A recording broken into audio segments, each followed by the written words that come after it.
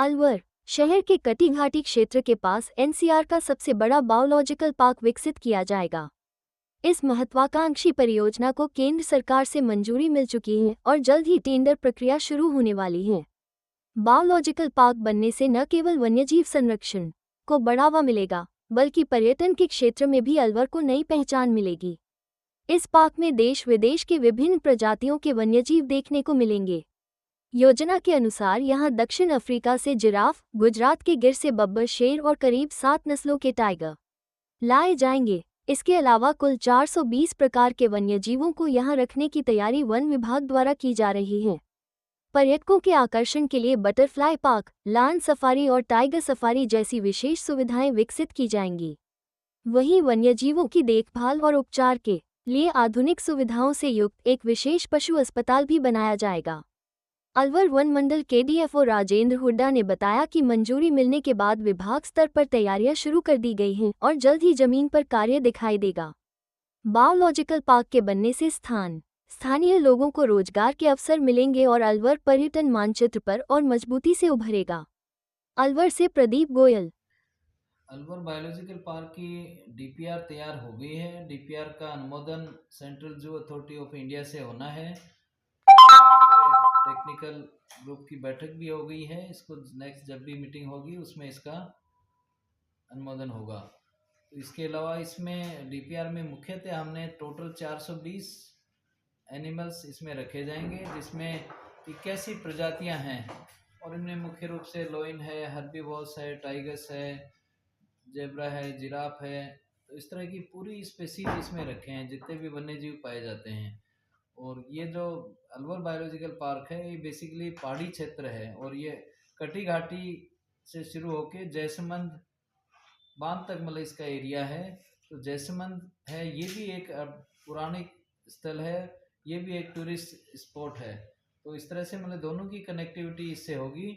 और इसमें दो हमने सफारी का प्रोविज़न रखा है और एक ऑनरेबल हमारे केंद्रीय वन और पर्यावरण मंत्री भारत सरकार एवं राजस्थान सरकार ने ये निर्देश दिए हैं कि भाई यहाँ टाइगर्स हैं, पूरे वर्ल्ड का इसमें प्रतिनिधित्व हो टाइगर्स का। तो उन्होंने ये आदेश दिए हैं हमें कि भाई 7 प्रजातियां टाइगर्स की रखी जाएं, जिससे कि आने वाले लोगों को इसके पूरी जानकारी मिले, किस तरह से टाइगर्स का, बाघों का पर्यावरण संरक्षण में योगदान है, लोगों में एक जागरूकता हो और किस तरह से प्राकृतिक जिस वातावरण में जिस जगह वो रहते हैं उस क्लाइमेट का भी मतलब विवरण हमें प्रदर्शित करना है, आम नागरिकों को बताना है। तो इसमें जगह जगह हमारे वो एनक्लोजर्स जैसे डीपीआर का अनुमोदन होगा फिर इसमें आगे की इसको बनाने की हम कार्रवाई शुरू करेंगे। तो इसके तहत जल्दी ये बायोलॉजिकल पार्क लोगों को एक बहुत बड़ा बायोलॉजिकल पार्क लगभग 100 हेक्टेयर में बनेगा। और इसमें तीनों चीज़ें हमने रखा है, सीवरेज का, इलेक्ट्रिसिटी का, चारों तरफ बाउंड्री वॉल का, इसमें प्लांटेशन का भी हमने पूरा समावेश किया है। इसके अलावा इसमें एक बटरफ्लाई पार्क भी हम बनाएंगे, जिससे वो भी एक बड़ा जिज्ञासा का केंद्र रहेगा। तो इस तरह से पूरा एक तरह से ये इको फ्रेंडली वातावरण में पूरा बायोलॉजिकल पार्क होगा, सफारी रहेगा, इसमें कैफेटेरिया की सुविधा भी रहेगी। इसमें एक बड़ा इको एनवायरनमेंट सेंटर बनेगा, जिसमें यहाँ का फ्लोरा फोना, यहाँ की कल्चर का पूरा एग्जीबिशन होगा। बायोलॉजिकल पार्क का 3D के माध्यम से, विजुअल माध्यम से उसका पूरा हम पीपीटी के माध्यम से भी प्रेजेंटेशन उसमें करेंगे। तो एक और इसमें एक रेस्क्यू सेंटर का भी प्रोविज़न रखा है। तो रेस्क्यू सेंटर इसमें हम गिर नेशनल पार्क की भी हमने स्टडी करी है, वहाँ का जो जिस तरह से वहाँ का हम यहाँ भी तैयार कर रहे हैं।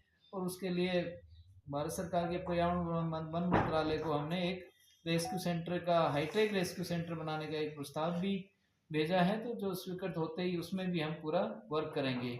और इंडिया के जितने जो जू हैं, लगभग 25 चिड़ियाघरों को हमने यहाँ से पत्र लिखे हैं कि भाई कौन कौन से उनके एनिमल एक्सेस हैं जिनको हम लाने की हम तैयारी करें। तो हम दोनों कामों पे साथ वर्क करेंगे, इसका वर्क भी शुरू होगा और साथ में एनिमल्स प्रोक्योरमेंट कहाँ कहाँ से करना है, उसकी जो जो लीगल प्रक्रिया है वो पूरी करके हम एक अच्छा बायोलॉजिकल पार्क अलवर के लिए बनेगा, जो यहाँ के लोगों को, स्थानीय लोगों को टूरिज्म भी बढ़ेगा, रोजगार मिलेगा।